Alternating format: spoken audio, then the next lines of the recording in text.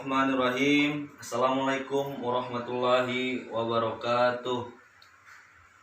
Raditu billahi robba wabil islami dina wabil muhammadin nabiyya wa rasulah. Nama saya Arya Tradipa dengan NIM 6161-113 dari Universitas Muhammadiyah Mataram, mata kuliah Filsafat Hukum dan dosen pengampu Ibu Lelisari. Di sini saya akan menjelaskan atau memaparkan beberapa teori tentang filsafat hukum.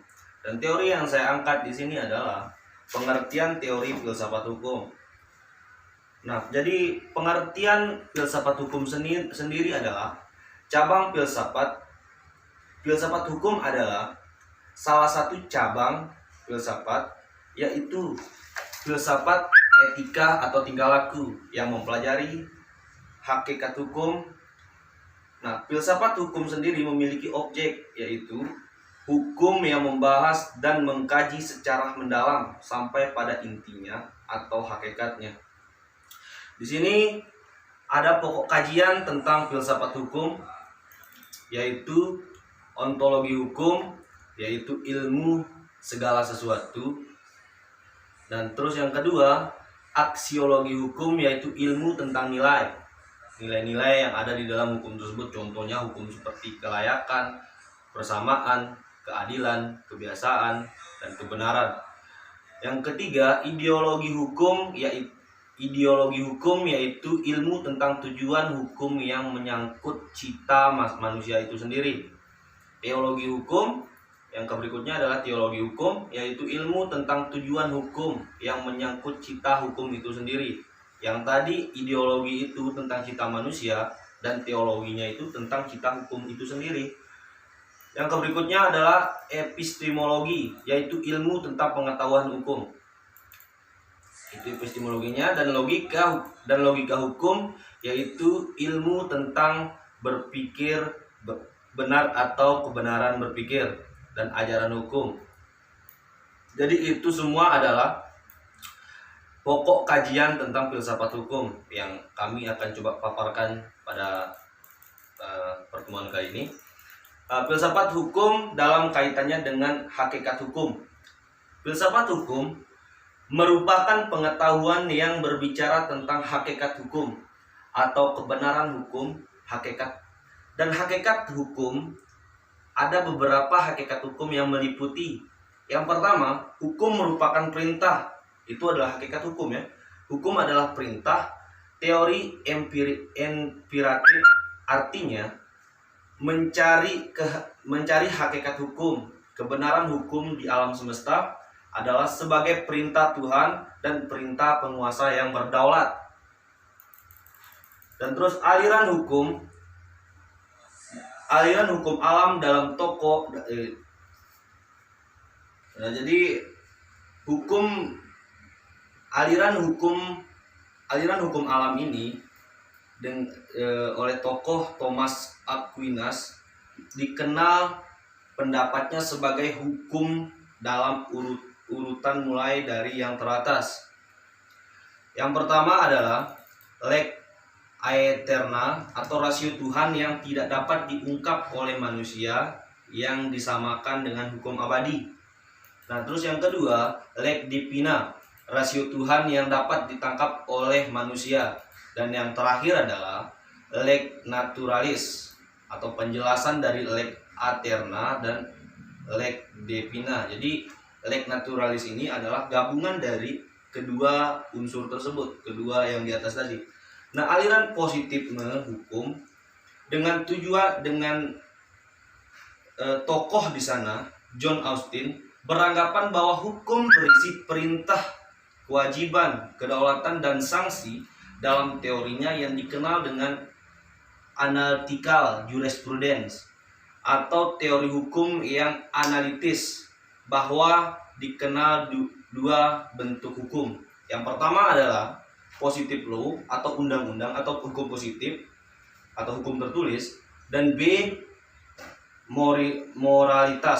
morality atau hukum kebiasaan. Itu adalah hukum-hukum yang hidup di dalam masyarakat tersebut. Yang kedua adalah kenyataan sosial yang mendalam atau teori indikatif. Mazhab sejarah Karpon Sapikni beranggapan bahwa hukum tidak dibuat melainkan tumbuh dan berkembang bersama-sama dengan masyarakat tersebut. Dan yang kedua, yang berikutnya, aliran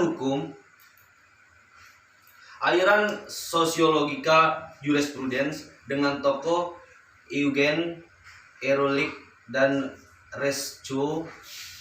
Reschopan dengan konsep bahwa hukum yang dibuat agar memperhatikan hukum yang hidup dalam masyarakat atau biasa disebut di dalam hukum itu atau living law bahwa tertulis maupun tidak tertulis. Nah, di sini ada pembagian hukum tertulis maupun tidak tertulis. Hukum tertulis biasanya disebut dengan hukum positif, yaitu hukum yang berlaku di daerah atau negara tertentu pada sewaktu-waktu tertentu. Contohnya, Undang-Undang Nomor 1 Tahun 1974 tentang perkawinan, atau ada juga Undang-Undang Nomor 1313 tentang perjanjian. Nah, dan hukum tertulis di sini, hukum tidak tertulis di sini adalah hukum kebiasaan. Biasanya disebut hukum kebiasaan, hukum adat, dan traktat dan doktrin. Nah, sementara penjelasan tentang hukum kebiasaan yaitu hukum yang berulang-ulang dan mengikat para pihak terkait. Terus yang kedua adalah hukum adat yang telah merupakan pengakuan dari penguasa adat tersebut. Traktat. Yang ketiga adalah traktat adalah perjanjian yang diadakan antara dua negara atau lebih di mana isinya mengikuti negara yang mengadakan perjanjian tersebut. Nah, sementara doktrin di sini adalah pendapat para ahli. Maksudnya di sini doktrin itu maksudnya gini. Kita bisa mengikuti seseorang, orang tersebut adalah orang yang sudah kita ketahui seluk-beluknya. Dan yang kelima adalah jurisprudensi, adalah kebiasaan yang terjadi di pengadilan yang berasaskan perkara atau mempertimbangkan putusan-putusan khusus kasus-kasus terdahulu yang diputus atau common law. Dan yang ketiga, tujuan hukum. Teori ini bisa disebut dengan teori optatif. Nah, di dalam teori optatif ada beberapa hal: keadilan, kepastian, dan kegunaan. Di sini kita akan membahas tentang keadilan. Yang pertama, keadilan menurut Aristoteles sebagai pendukung teori etis bahwa tujuan hukum utama adalah keadilan yang meliputi distributif yang didasari pada prestasi seorang tersebut atau badan hukum tersebut. Yang kedua, komunikatif yang tidak didasari pada jasa. Yang ketiga, vindikatif, bahwa kesejahteraan hukum setimpal dengan hukumannya. Kreatif, bahwa harus ada perlindungan kepada orang yang kreatif. Nah, terus legalis, yaitu keadilan yang ingin dicapai oleh undang-undang. Dan kepastian hukum menurut Hans Kelsen dengan konsepnya rule of law atau penegakan hukum dalam hal ini mengandung arti. Yang pertama, hukum itu ditegakkan demi kepastian hukum. Yang kedua, hukum itu dijadikan sumber utama bagi hakim dan dalam memutuskan perkara. Yang ketiga, hukum itu tidak didasarkan pada kebijakan dalam pelaksanaannya. Yang keempat, hukum itu bersifat dogmatik. Dan yang terakhir, kegunaan hukum tersebut menurut Jeremy Bentham sebagai pendukung teori kegunaan bahwa tujuan hukum harus berguna bagi masyarakat untuk mencapai kebahagiaan sebesar-besarnya. Di sub berikutnya ada filsafat hukum dalam kaitannya dengan perundang-undangan. Di sini ada beberapa hal. Yang pertama itu adalah pembukaan Undang-Undang 1945 dengan sub pembukaan alinea pertama, alinea ketiga, alinea kedua, ketiga, keempat, dan bahkan kelima. Dan undang-undang yang terdapat dalam konsideran atau pertimbangan atau isinya pasal-pasal. Terus aliran hukum dalam filsafat hukum. Nah, ini akan menjadi inti dari pembahasan saya. Aliran hukum alam, yang pertama itu adalah aliran hukum alam. Aliran hukum alam di sini yaitu aliran yang konsepsinya bahwa hukum berlaku universal dan abadi. Di sini disebut oleh Plato, dipercaya oleh Plato, Aristoteles, Thomas Aquinas, dan Gretius. Aliran positif hukum, yang tadi adalah hukum alam, sekarang positif hukum, yaitu aliran yang konsepnya bahwa hukum merupakan perintah dari penguasa yang berdaulat menurut John Austin dan merupakan kehendak daripada negara tersebut menurut Hans Kelsen.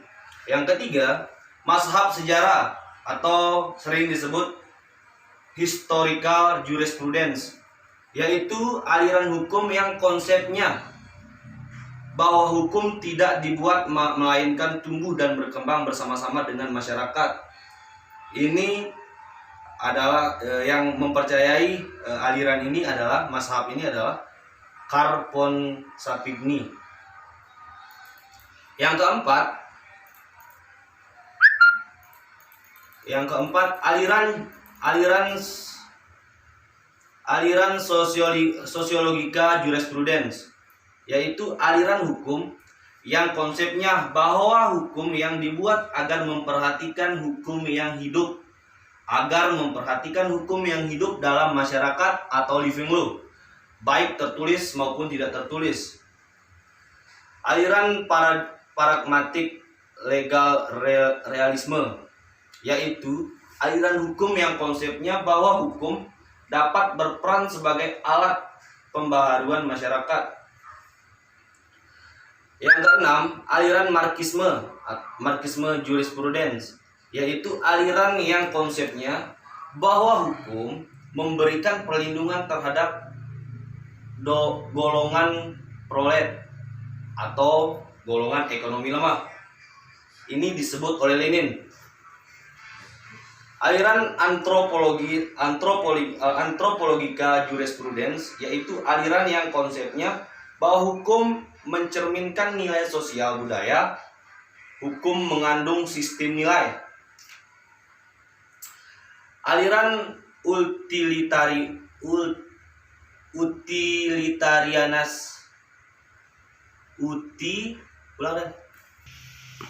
aliran yang kedelapan, aliran utilitarianis, yaitu aliran yang konsepnya bahwa hukum memberikan kebahagiaan yang sebesar-besarnya bagi orang sebanyak-banyaknya.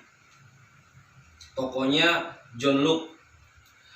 Mazhab Unpaid, yaitu aliran yang konsepnya bahwa hukum dapat berfungsi sebagai pembaharuan masyarakat. Tokohnya Mukhtar Kusumamadja. Ya. Yang A adalah, menurut beliau, hukum tidak meliputi asas dan kaidah yang mengatur kehidupan manusia dalam masyarakat, termasuk lembaga dan proses dalam mewujudkan kaidah itu dalam kenyataan. Yang kedua, menurut beliau, hukum adalah keseluruhan kaidah dan asas yang mengatur kehidupan masyarakat dalam masyarakat, termasuk lembaga dalam proses mewujudkan berlakunya hukum tersebut. Mungkin itu saja teori filsafat hukum atau pengertian teori filsafat hukum yang dapat saya sampaikan. Lebih kurangnya saya mohon maaf. Fastabiqul khairat. Assalamualaikum warahmatullahi wabarakatuh.